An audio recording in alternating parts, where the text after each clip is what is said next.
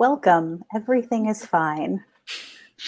My name is Sue. This is the Good Place panel Into the Hereafter. I'm moderating today, and we're going to have some fun talking about the last season of The Good Place, as well as the show as a whole. I think there's a lot to talk about here. But before we get into our discussion, let's introduce our panelists. So let's start one internet above me over here. MC? Yeah, hi, I'm MC Williams. I'm the host of the Myths Your Teacher Hated podcast and a big philosophy fan. I love the show. Diana? Hi, I'm Diana Peterfreund. I'm a novelist, primarily of novels for young adults, and I'm also a big fan of The Good Place. Father Brian?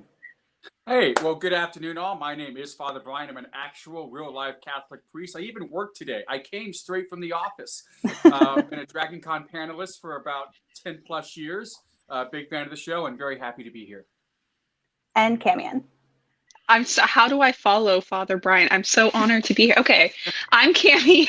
I do podcasting and some writing, and I'm a huge fan of The Good Place. And I'm really excited to have an actual Catholic priest with us for this. And as I said, my name is Sue. I am a podcaster on Women at Warp. We are a feminist Star Trek podcast on the Roddenberry Podcast Network. So that's all of us. Let's talk The Good Place. The first thing I want to know from everybody is not what did you think of the finale? Did you think it was good or bad or wrapped up the show well? But what emotions did you experience watching the finale of the show? How did it affect you personally? I mean, I definitely got the feels pretty heavy, especially the last one. Sorry? No, go ahead. Yeah, I got the feels pretty heavy. I mean, to a certain extent, I kind of felt like I was going through the 5 stages of grief, going through this, being like, no, I don't want this to be over. Can we just get one more season? And like, as the season progressed, kind of going with the characters on their journey till at the last episode, finally being like, yep, you know what? I'm okay with this. Yeah, grief was going to be the one that I went through too. It was hit me really, really hard. And I think it's because I was going through a period of grief in my real life too. So, you know, I go to a sitcom, even a very philosophical sitcom like The Good Place, expecting one thing. And then, you know, I probably should have known that was coming. But I was like, oh, good. Now we're doing a meditation on grief. Like, even though the show's been about death the whole time, like to do that was just, and like I watched it alone. And so that was really, really, really hard. A lot harder than I expected. Anybody else? Well, I think as a general rule, last episodes are very, very hard to do. In terms of being successful, you always feel like you just didn't quite get what you wanted out of it. And really what it comes down to is, did it honor the time and commitment you've made with the show leading up to the last episode?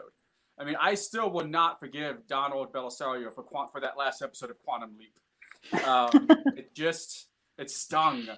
But I will say that I think this left me feeling genuinely kind of satisfied.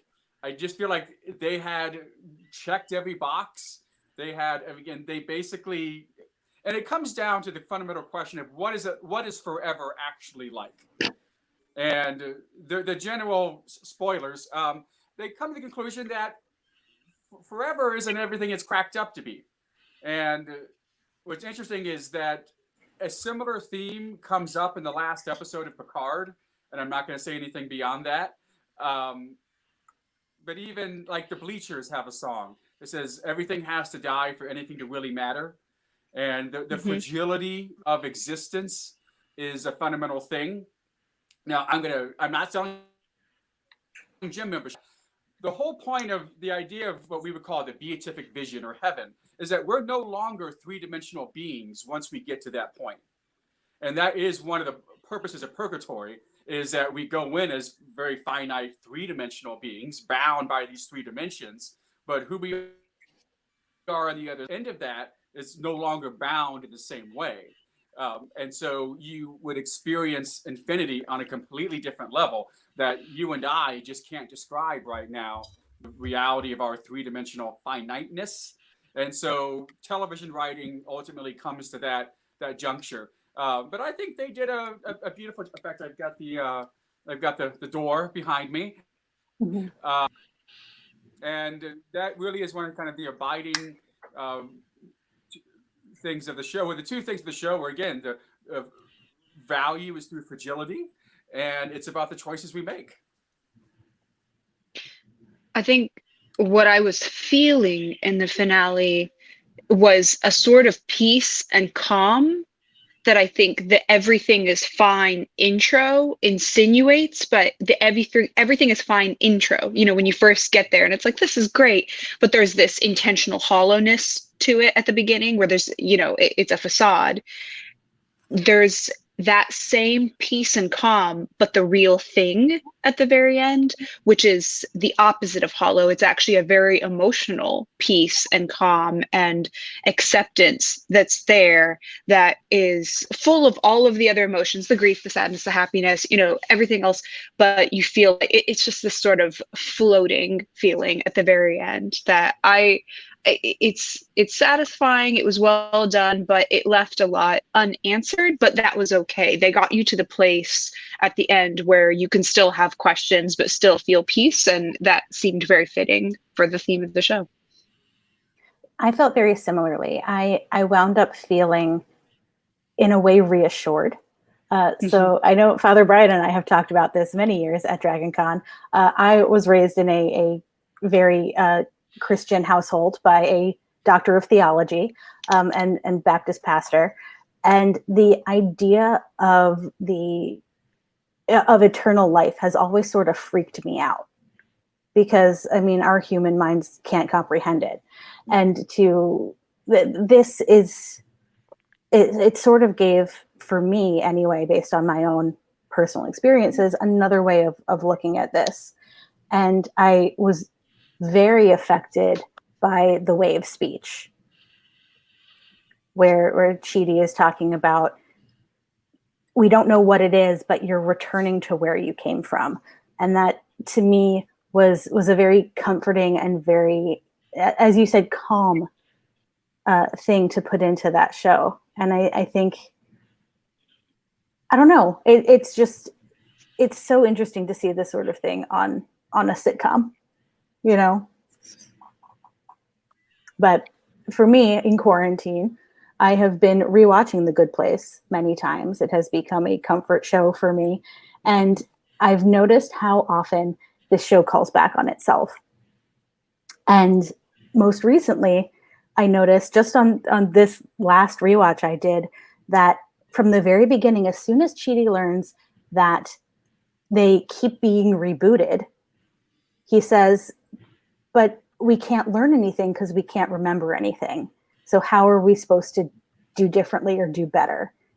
And then his design for his test is the same situation, except you can remember. I think that is really interesting, especially regarding how often the show calls back on itself. We were talking about how, you know, I went to go rewatch it in preparation for the panel, and only the last 4 or 5 episodes were still available on Hulu for me to see. And as I watched it, I was like, wait, what else happened in this whole season? And then I remember that the first half of the season was all like their fake reboot with the 4 new people. And then I was noticing how little those guys were referenced, except for like maybe a tiny little bit about them at the very end of the last episode to show that they had sort of made their own paths forward, or et cetera. But I thought it was really interesting that like more time was spent on Vicky, for example, like Vicky the demon and her journey, like as a major character, or Mindy, or, you know, one of those people, because I felt watching the 4th season that it did get mired a little bit in that beginning section where we were dealing with other characters that we maybe didn't know and love as much. anybody have any thoughts on that? I think Well, I think the show is constantly in its own. It's never a fixed thing, even through all the seasons. It's always kind of reframing itself, and I think that really was kind of part of its charm early on, especially from the second on, where it's people are coming and going, but again, it's not a fixed format in a way. Mm-hmm. Yeah, and it's Side always been characters are kind of parables in this. Do you think? oh, very much so. Particularly with as we mentioned earlier, Mindy, who is kind of the worst case scenario of Eleanor, and Mhm. so Yeah. seeing her come back at the end, I think, was a nice little callback to how Eleanor has gotten better. Mm-hmm. They serve as sort of contrast. I wouldn't use the term like alternate universe, but I guess kind of that applies here too. And in doing so, in having other characters or side characters or whatever be contrasts of our mains, it ties into this idea of connected humanity, right? Mhm. To where other people are just other versions of you, really. They've just had different lives, but it's not that another character is not also Eleanor. so. I do want to mention, by the way, for anybody who is watching us right now on Facebook or YouTube, we are live. We're not pre-recorded, so if you have questions for the panel or any comments, just put them there. Hopefully, we can see them and address them. But why don't we talk about our main characters and how they have changed over the course of the show? Excuse me. And I actually, because I think it's the biggest change, I want to start with Tahani. So thoughts on Tahani over the whole run of the show and how she's grown. I love Tahani. Tahani is my favorite character. I could have watched 5 or 6 episodes of like the spinoff of like Tahani becomes an architect. Like I could have just watched that forever. I mean, I think it would have been hilarious. When you take those like BuzzFeed quizzes, like what good place character are you? It's always Tahani.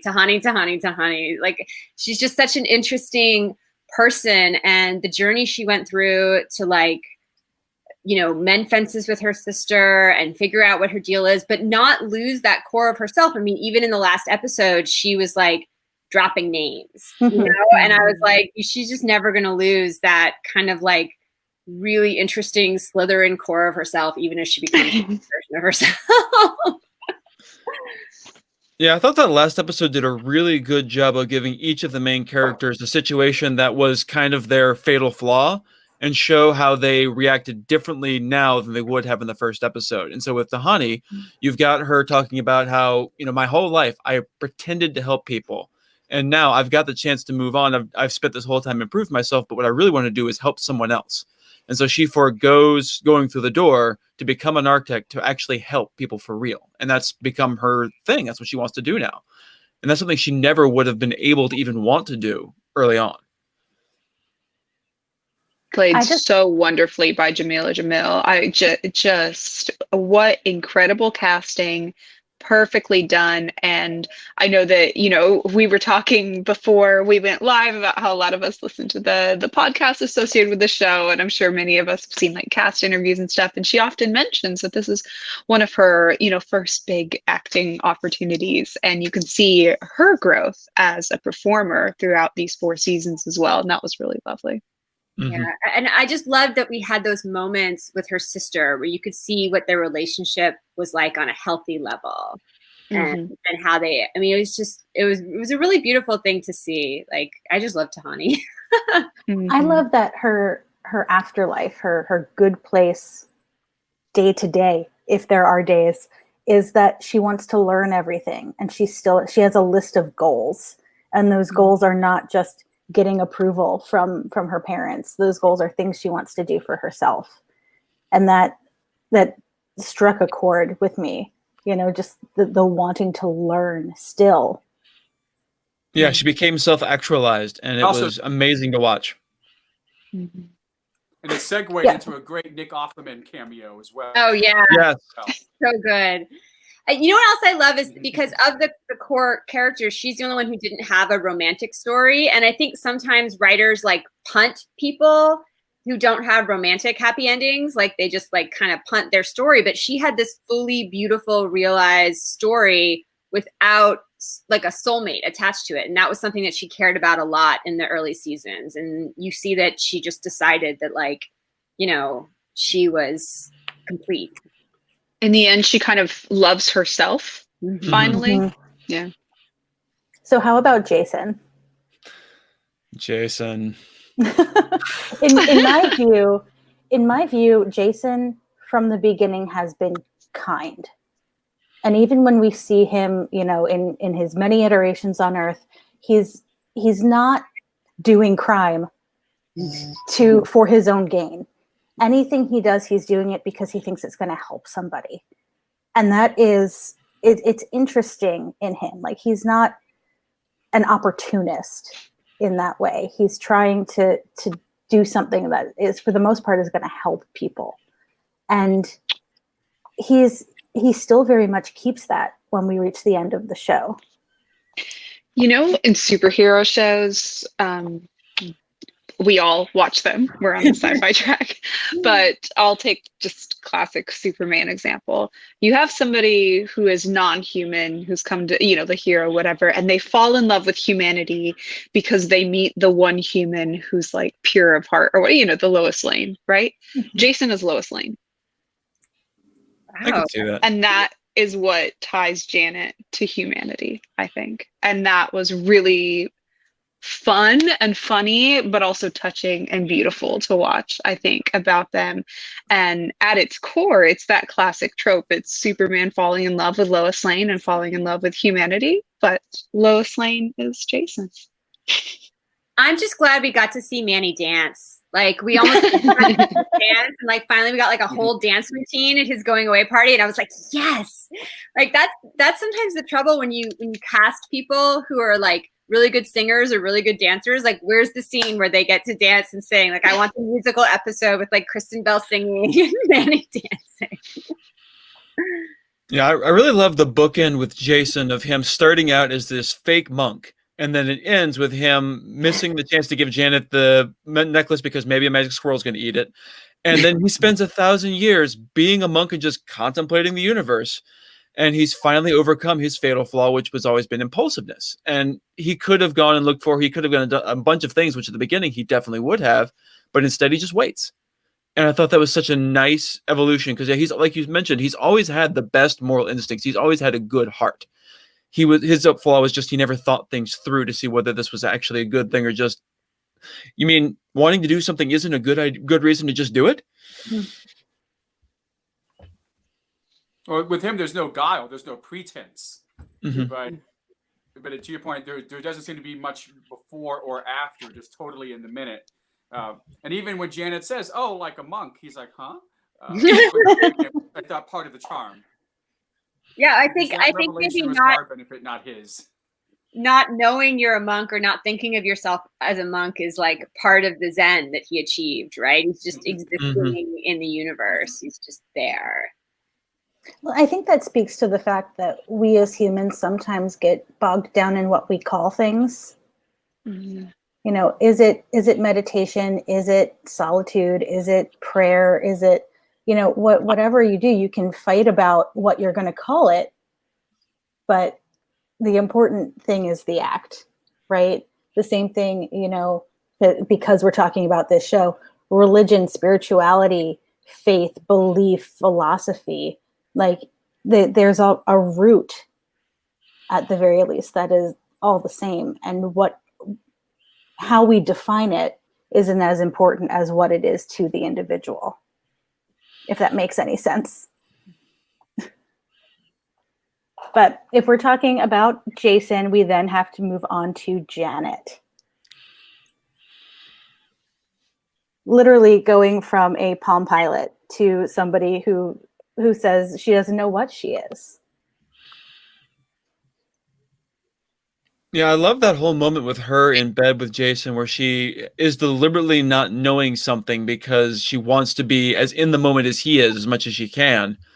Again, that's something that early on Janet would never have even thought to consider, not knowing something that would never have occurred to her. That's her purpose for being, but she's evolved past that to the point where she gets that one of the core tenets of the show is that the joy is in not knowing. And Janet has sort of figured that out by the end, that the mystery is the allure. One thing I really loved with Janet this season is where they did that whole bit where Jason realized that Janet was evil Janet because of Not a Girl. Yeah. Mm-hmm. I thought that was like a really clever callback and like sort of a deep understanding of, like Cammie said, like the pure of heartness that he had, because he knows Janet and he knows who she is, like on a deep level, which is really kind of beautiful. Well, he also knows who's not Janet. Yeah. Mhm. In the last episode, it was something like, I saw 100 Janets, but it wasn't you. Mm-hmm.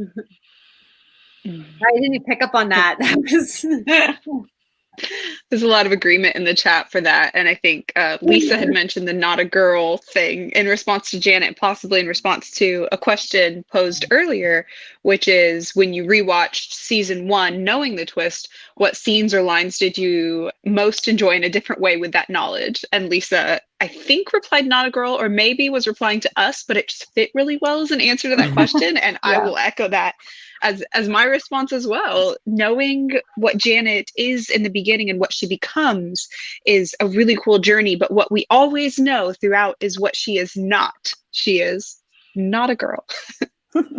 I want to come back to that question for everybody later, but I want to get through our main character changes. And I think the next one we have is Michael. And it was already mentioned that Janet said that the mystery is the allure, right? And that's exactly what Michael says to her when he goes to Earth to be fully human. That they don't know what's going to happen when his time on Earth is over, and that's part of being human. So yeah, changes in Michael from demon to savior to human. I don't usually foresee things, but I kind of foresaw Michael's endgame coming because he's always been so fascinated with humanity. He kind of reminds me of like Mr. Weasley, you know, how he's always like, oh, what is a muggle blender or whatever, like, you know, that kind of thing. And he was always so fascinated by humanity. And I think his interest in humanity is why he originally, as a demon architect, was like, let's find a better way to torture them, because chainsaw bears and penis flatteners are boring. Like, this is boring. Let's really go into like what makes humans human. And then from there, that's where everything else grew. And it is interesting that, you know, in the context of the philosophy of the show and like what do we owe to each other, that it was a point of empathy that started this demon on this path to becoming like, you know, a god and then like a human. Yeah, and touching back on that point about stuff from season 1, that when you go back and rewatch it, you realize how important it is. When Michael is lying to them about how he's going to get retired and he's going to miss never getting to say, take it sleazy, or he's never going to get a chance to get a membership card to something, that whole thing was a lie, but that was the truth. And he says that, you know, the best lies are the ones that are peppered with truth. And because that was his truth, like you said, that allowed him to have that entrance point of empathy, which allowed him to grow, because he was always fascinated by humans. And that line from the first season really controls who he becomes later on. It's interesting because Michael's the one who's not human, and yet throughout, or at least at many points in the story, he's kind of the human or audience stand-in. He is very fascinated about humans and what makes humans tick and what this all means to us. And I think we watching the show are likewise very fascinated by humans and what does make us tick and how will they react and how would we react. And so we're almost, as the audience, in the mind of the demon as the stand-in for us, trying to learn about our own humanity. Well, or maybe I just there's an identify way irony too much for with the most of demon. I us. don't know. Sorry, Father Brian. Well, and the irony is that I think most of us, when we feel very impotent, we think if I just had more celebrity and more power, that would be the solution. That would be the panacea to what ails me or to what I struggle with. And so here we see the puppet master, who is really not any happier. In fact, in a lot of ways, more anxious and more uncertain. And it's in the letting go. It's in the forfeiture of control. You find your peace. Whereas people who feel mostly out of control think that their peace comes from being in control, and it never shakes out that way. And speaking of control, Chidi. I am Chidi. You know, as you brought up in those BuzzFeed quizzes, that is me. That the constant overthinking and the constant anxiety. I understand this character in my soul. And what are the words?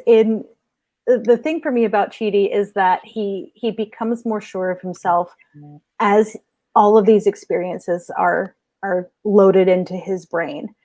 And what that means for me, my personal interpretation of that, is that you see that decisions have meaning, but most of them are not the end of the world. And a lot of them are not really going to matter. So you don't need to expend that energy. And that is a lesson that I am still trying to teach my anxiety brain. But Chidi thoughts. Yeah, I definitely also identify heavily with Chidi. And I really loved this little moment at the very end where she goes there with Janet. She's like, you can sit here as long as you want. Whenever you're ready, you can go on through. And without missing a beat, he goes, I'm ready. He's reached that catharsis. He's reached that point where he is decisive. He knows what he wants and he's ready. And he's the only one who doesn't have to think about it. He just puts his hands in his pockets and walks on through. It was such a beautiful moment. And you even see earlier I think it's in that episode, where Jason's the first one to realize he's ready. And Chidi says, how do you know? Because I'm like, in my head, I'm interpreting that as, he's worrying about it. He's wondering if it's possible to truly know.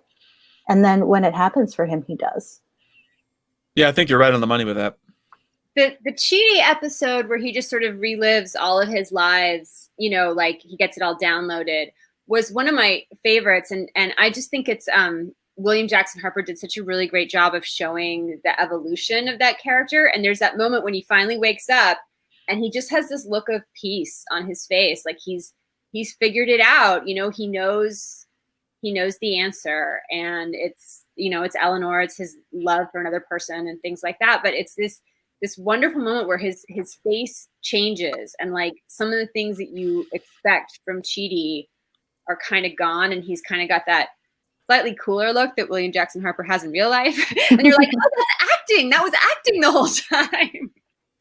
But it was a really, really good episode, and they just did a great job with all those characters. They did a great job, but why did it have to be so sad?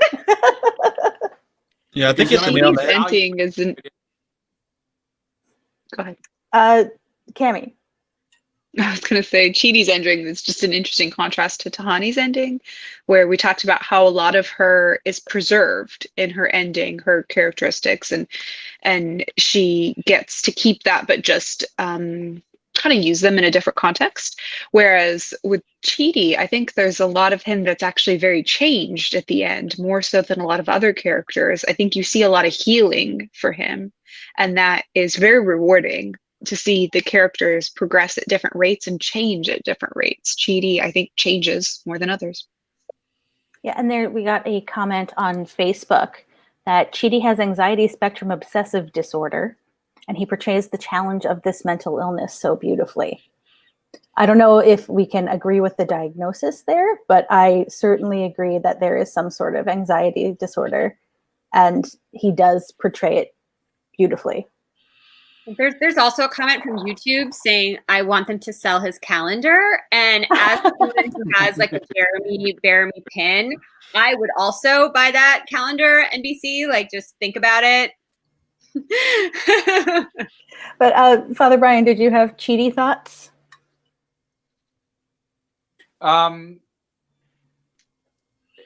He's his own worst enemy at the beginning. And, and part of anxiety is learning to untie the knots internally. But the one line that I just cannot get out of my head is, so his last lecture, when Eleanor butts in and tells the guy, and we're talking about, we're gonna do the trolley problem next, and he goes, bring ponchos, it always gets messy. That line, bring ponchos, just always just gets me every single time. I love that they had all the philosophers there in the end that they've been consulting over the show. Yeah, it was a nice cameo. But at the end of the day, Chidi did not think himself out of his problem. He felt himself out of it. Mm-hmm. So we come to Eleanor, who I would say, even though we have a pretty ensemble cast, is our focus character throughout The Good Place. Wow. It's interesting to me that even though we see all of these things Eleanor has done, and we know that she has a negative point total, the first time she dies, she never thinks she's that bad. She always maintains that she was an okay person and should go to the medium place.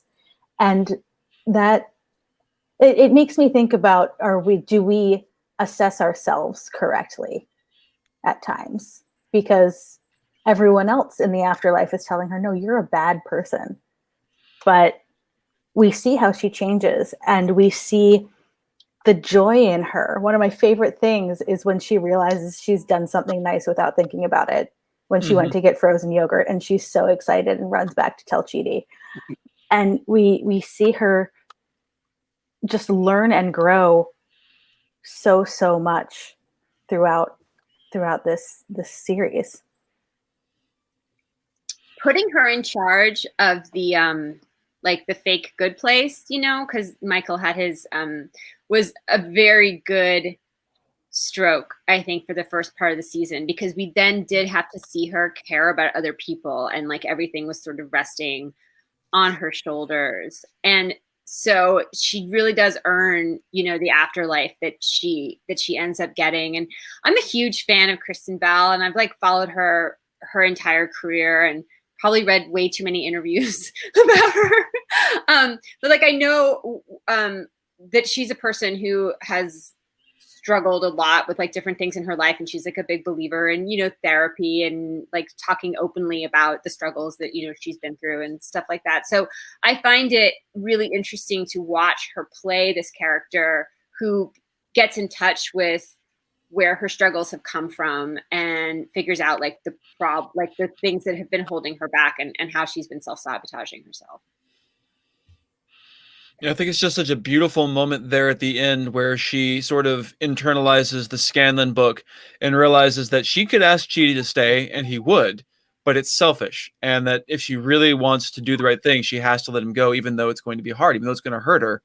She needs to do it. And that was just such an incredible growth for her, because she's still an Arizona trash bag, but one with a moral compass. Well, and her selfishness was her major downfall throughout. Mm-hmm.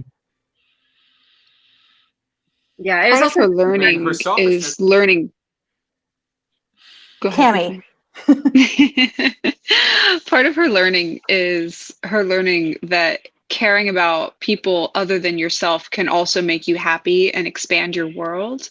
And we see that little steps towards that growth every season, such that even when she backtracks, there's still something there where she learned that she had a broader experience and a broader understanding when she thought of people other than herself.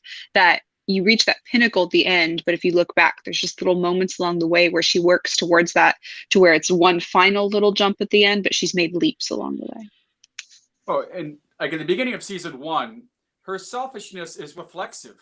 It's not necessarily, I'm going to be a selfish person today. It's just kind of ingrained, and she doesn't think about it. It's just self-preservation, self-want, self-gratification. And I think that is sort of the arc of the 4+, is to change that reflexology, as it were. So again, so she is getting the yogurt. And because we always want to assume that as long as my intentions are good, everything is fine.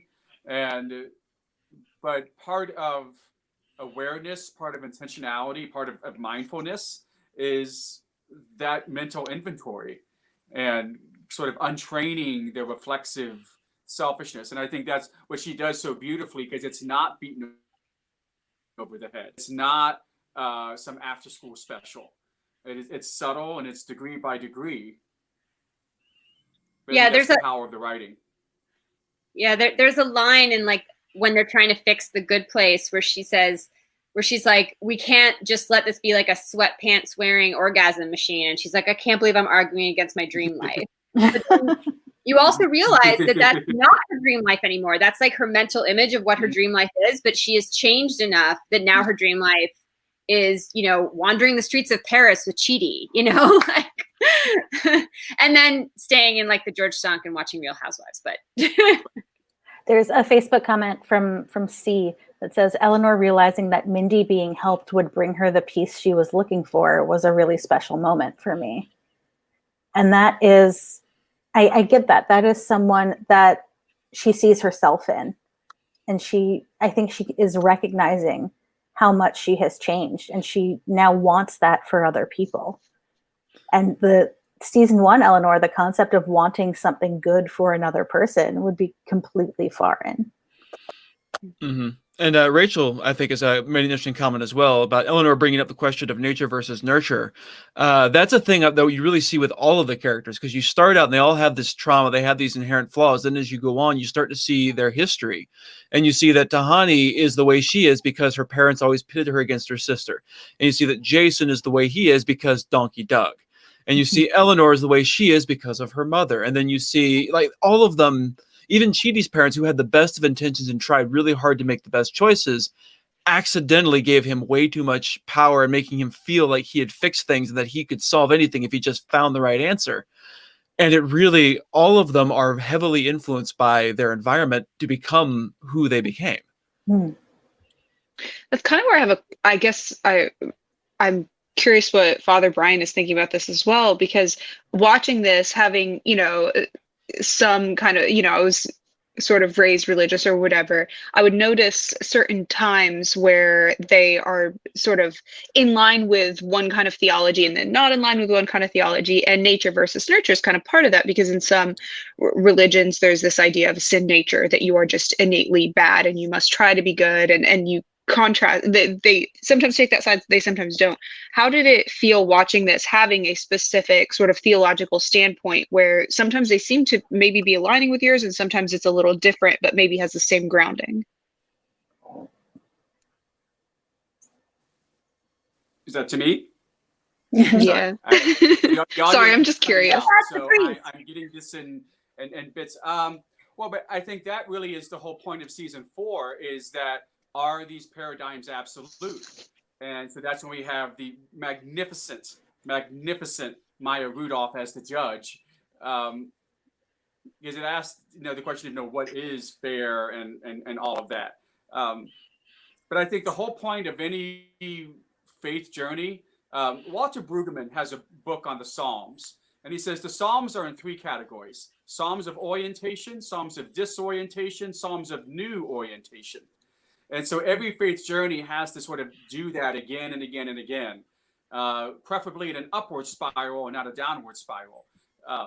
And that we all have those moments where we're all figured out, then life tells us, nope, screw you, and then we're broken down to pieces. But from there, we have a new perspective, a new understanding, and a new way forward.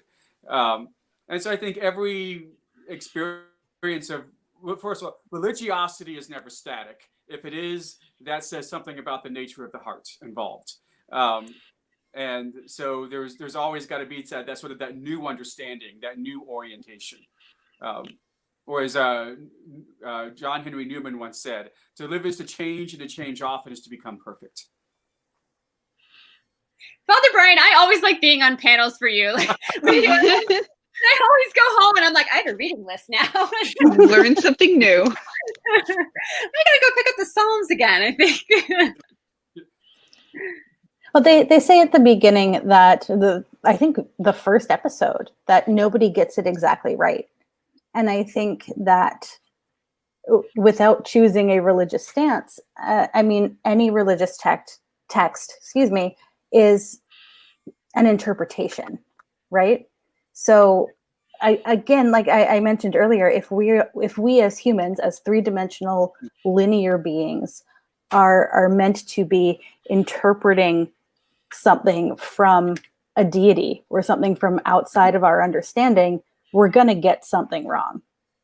And I think that's just inherent. Yeah. Yeah, and it's definitely something you see as you start going through all these different philosophies and mythologies and religions from all over the world, is how much overlap there really is. And how often these cultures that never spoke to each other came up with the same questions and then came up with a lot of the same answers. So I want to jump to a question that we got very early on. I want to jump back to it from Glenn, which is, when you rewatch season 1, knowing the twist, what scenes or lines did you most enjoy in a different way with that knowledge? I think I've got two that really stick out to me. One is that in the entire first season, we never see Michael alone. Because if we ever did, we'd see him gloating and being evil and being this mastermind puppet master. But it's so natural that you never question that you don't see him alone. It never really occurs to you to go back. You're like, oh, that's why we never saw a scene with just him. It's always him and one of the 4 humans. And then the second one, I think, was probably Eleanor first mentioning, what someone has mentioned before about her, like there should be a medium place, which is this whole precursor to the Mindy St. Clair thing. And Mindy St. Clair had the same idea, because Mindy St. Clair is the worst iteration of what Eleanor could have been. And she also wanted a medium place. That's what Eleanor thinks she wants. But then she comes back at the end and realizes Mindy doesn't want this either. She thinks she wants this lone wolf. I don't need anyone. No one needs me. But she realizes at the end of her journey is helping Mindy realize that she's better off having relationships. I remember hearing on the podcast that like they, nobody knew, right? Like they really kept it like locked down. And so when they were filming, they had like a guest director, and I guess he didn't know. I don't know, but like they were directing it, and he was like, "Oh, let's just have a scene where Michael, like, let's start this scene where Michael's coming on." And Ted Danson had to be like, "We're not doing that. I'm not telling you why," and kind of like shut it down, because he knew that there was no way they could ever show him alone or it wouldn't work. But I just love the details, like when you go back and you're like, oh, that's why it was like, I think actually somebody even in the comments was like, that's why it was yogurt and not ice cream, it wasn't good enough. And they're just all the little things, like all little things that you were like, oh, this must be what real Eleanor wanted. And then you're like, real Eleanor doesn't want creepy clowns either, right? Like nobody wants creepy clowns. I think as you learn more about the set design, like everything in that house was designed to be uncomfortable. There is not a comfortable piece of furniture in Eleanor's house. And yet they're living there in the real good place. But and again, with the callbacks, when Eleanor gets on the train, right, the cafeteria car is serving clam chowder. And then in one of the future iterations of their neighborhood, all of the restaurants are clam chowder restaurants. And it cycles on itself, but it creates new things each time. The fact that it starts with her in a waiting room and being called into an office should be probably clue enough to us that couldn't possibly be heaven, right? Heaven wouldn't have waiting rooms. That's literally hell on earth. But we still watch it. We just accept it because everything is fine. Very good point. I really love the parallel between at the end the end of season 1, where she has the turn like, go ahead, call the train. You're never going to call the train because we're already in the bad place. And then in the last episode of the last season, where she's talking to Michael and saying, you're never going to be happy. You need to, like, it's almost word for word the same speech, but with a completely different intention. I just thought that was such a cool callback to season 1. Mm-hmm. Eleanor is smarter than Michael. Mm-hmm. You know, she figures things out. It's kind of interesting that, you know, she plays the architect at the beginning of this last season, but at the end of the last season, like her becoming an architect is not her journey. Like that's Tahani's journey. That even though she's like smarter than these timeless beings and she's the driver who manages to, you know, fix all these things, that she does create a community. This person who didn't want anyone around her, like, she's smart enough to figure it out, but she's also smart enough that like Chidi needs to design the afterlife, and you know Jason needs to do this, and Janet needs to do that. It's her. Smart leaders know how to delegate. That's right.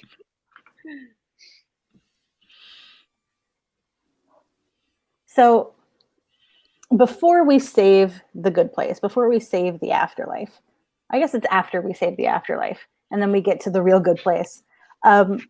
We see this zombification of happiness, this idea of forever, and how it's, I think it's Patty who says it just takes everything away from them, that there's nothing, and it's all just blandness and milkshakes, right? So how did you feel about them solving this major problem, getting to the good place, and then there's this new problem to solve? Well, you knew things were terrible in the good place. Every single time you've met good place people, you were like, this is not going to be functional, right? Like, I kind of like saw it coming. I didn't know exactly what it was going to be, but I mean, those good place architects were a mess, right? Every time we met them. The committee? Yeah. Oh, yeah. Yeah, and I sort of had sort of an intuition about it. Oh, go ahead. Go ahead, Father Brian. No, go ahead. I was just chiming in. Oh, Everybody has encountered that committee at least once in their life. Oh, yeah. Oh, yeah.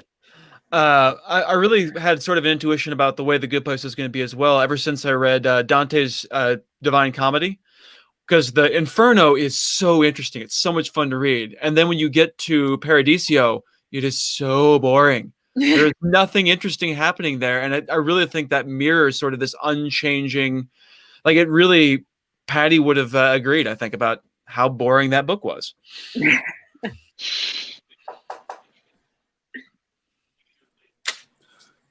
Well, it gets back to, like, in the Gospels themselves, Jesus doesn't spend a whole lot of time talking about particulars of what heaven is like. He talks about the kingdom and regards to the sense of justice and how kingdom thinking is not the same as empire thinking. But in terms of any kind of metaphysics, and I think the perpetual problem we have with the idea of heaven is that we are denied by our own limitation.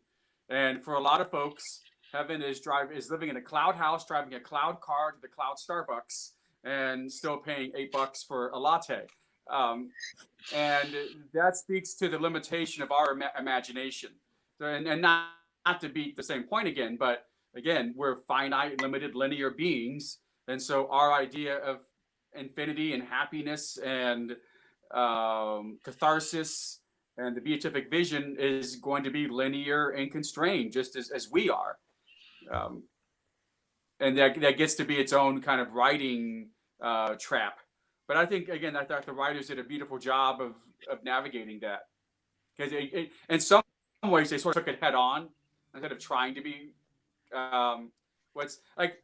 There's a Robin Williams movie called that suffers from the same problem. But they didn't try to solve it. And that's why the movie sucked. So I think with this, How do you really feel? It's not fourth wall, but it's an awareness of the inherent problem of the paradigm. And I thought that's what made the writing so intelligent, that they took it head on instead of trying to dance around it. I They think did something. Go ahead. No. I was just thinking No, you're that fine. one of the dissatisfactions I had, because there's a point, I think it's Eleanor who says that heaven is more time with your loved ones, right? And so like watching that in the middle of my personal grief, I was like, and then the next episode they like all left, and I was like, where's my time? Where's my time with my loved ones? But it would have been boring, like to watch as a television show. Mm-hmm. Not in real life. I want to go to heaven and be with my loved ones together. Well, exactly. But what is forever? And the I really solution, thought that the togetherness was going to be how they defined heaven, and that would be the problem and the resolution, is this idea of coming back together with the people that you love. And it didn't occur to me until we got to that point that the time was really the crux of it. And it makes sense because, again, this idea of like our understanding of, God or a higher power, where it's sometimes, I think, a struggle, is this idea of all time, because humans, right, we're very limited in our idea of time, and there's this linear whatever. And whenever you get into philosophy or religion that starts breaking the time barrier, that's where, my brain goes splat, right? And having time be crux of it, that if it did go on forever, what does that actually mean? And do we really think that through? I didn't really think that through. I didn't think through that problem until we got there in the season. And that was fun to explore. But it does make sense. It does make things more meaningful that they do come to an end. And you don't like to admit that until you are forced to. And that's also why Janet doesn't need to move on, because she explains to Jason that he won't be gone for her because she doesn't experience time. Mm-hmm. and it's interesting to me that the solution to the problem in The Good Place is the ability to leave it, to end. And they say, we don't know what's going to happen. We just know it's going to be peaceful. So we start the whole show with the idea of what happens when you die. And at the very end, we're back to what happens when you leave the afterlife, which is a strange question to ask. But it's another example of this show coming full circle, as they have gone from one part of existence to another time and time again. But we got another great question came in on YouTube. What's more important about paradise? What we would be doing or how we would be feeling?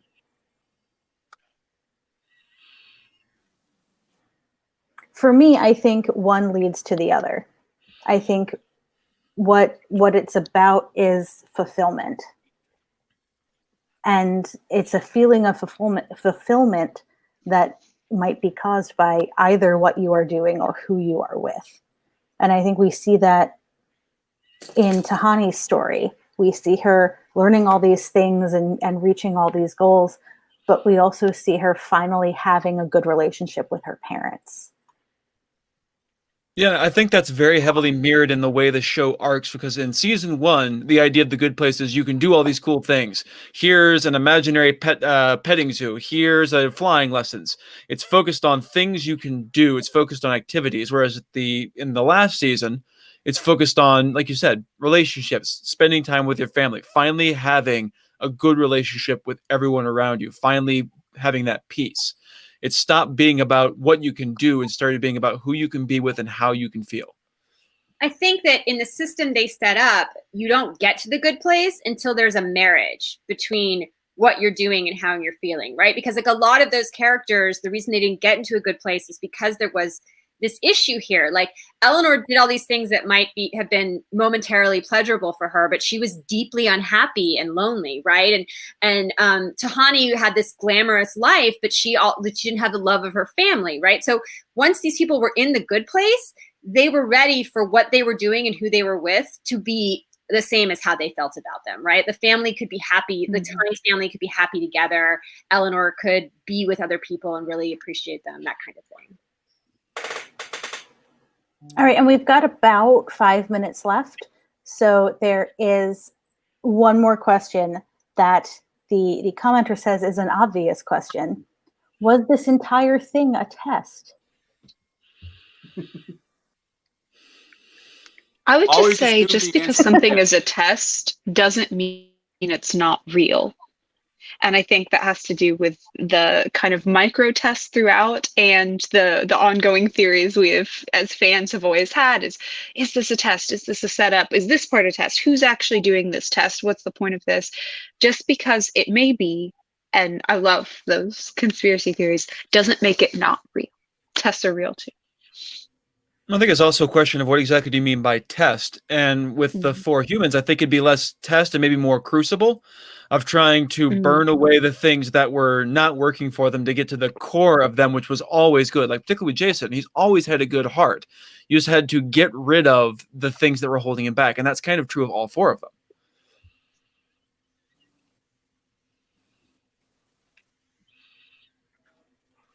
Yeah, I mean, I wasn't waiting for another twist. You know, I think sometimes when we see a show, like maybe we're trained too much by like the mystery box or whatever, right? That we're like, oh, there's got to be something more. But like eventually, if you're with a creator like Mike Schur, you have somebody that you can trust that they're like, they know what the core of the story really is. Would you consider the state that they find the good place in a twist? Well, I met the committee, right? Like, so I was like, it's going to be a nightmare. Like, it's not going to be happy ever after, but they have to fix everything. I certainly think there were hints that life in the good place was not what they thought it was going to be, but I was not expecting happiness zombies for sure. Oh, I think that was heavily foreshadowed with the committee constantly going, I think the only way to resolve this is to give in to the demon's demands continually until he's finally happy. Yeah, I feel like this subtext was like a little close to the surface with that one. Like, it wasn't a deep metaphor. My 5-year-old could have picked that one up. So with just a few minutes left, is there anything anybody wants to touch on that we didn't talk about? Any final thoughts on the good place? Any breakthroughs of philosophy that this show gave you? I think this is a great show to watch during a pandemic/election year. Yeah. Just remind us again, it's about our decisions, and that you can't take anything for granted. And it's not the desire to do good or be good, but it's about the follow through. I like that. Yeah, I think the last line of Scanlon's book that Eleanor quotes is really kind of the crux of the show, that the search for moral goodness is a never-ending struggle. It's this whole idea that you are constantly going to have to work at this, and I think the show does a really good job of showing how that's the case, but how that's also a good thing. Yeah, and that, I mean, the show, I think the thesis finally was that like choosing empathy and choosing to be part of a community is always going to like result in a better thing, better future system, whatever. There's this really beautiful poem by Shane Koizakan, I believe, called Heaven, and the concluding statement is, my heaven was here. And he's talking about how he has figured out at what point in his existence he could define as heaven. And I think in this show's span, while they may not have defined heaven in the context of every possible world religion and philosophy or whatever, they did get to the place where they created a story and within it defined a really good heaven for their story without calling it heaven. They can call it the good place, whatever, but they have defined what this looks like in a very interesting, rewarding, and structural place. And I appreciate that. Awesome. Well, I think that is where we have to stop for today. Thank you, everybody, for watching and commenting. Thank you, panelists, for talking about The Good Place with me again. This has always been, the last couple of years I've been able to do this panel, it's been one of my favorites because this show has so much to talk about. And I am going to call in my cat, apparently, but also our track director, Kelly, who I think wants to introduce the next panel. Well, I just wanted not introduce it because we still have a couple hours for it, but never mind. But I just wanted to kind of thank you all too for being it. I loved hearing your insights, so I appreciate that. I just wanted to let people know that our next live stream panel is going to be kind of whirlwind. We're going to hit all the CW heroes in an hour, so it's going to be a little crazy, but that would be a whole lot of panels that we'd have to do if we did them all separately. So it's going to be like 15 minutes per hero. So it's going to be very fast. So please join us then. It should be a lot of fun keeping them on track. I should have hired you, Sue. I hear you're really good at that.